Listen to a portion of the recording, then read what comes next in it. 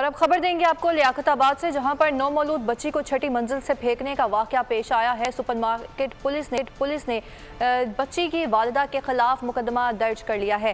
اس حوالے سے مزید آگاہ کریں گے نمائندہ بول نیوز خرم گلزار۔ جی خرم، اپڈیٹ کیجیے۔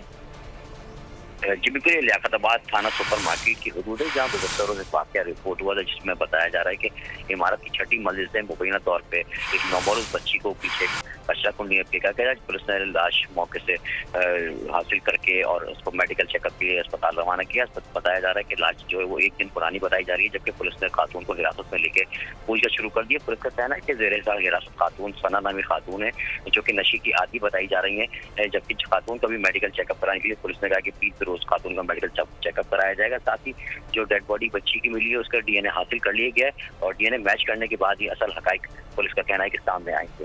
جی بہت شکریہ خرم اس حوالے سے اپڈیٹ کرنے کے لیے۔ سبسکرائب کریں اور بیل دبائیں تاکہ کوئی خبر رہ نہ جائے۔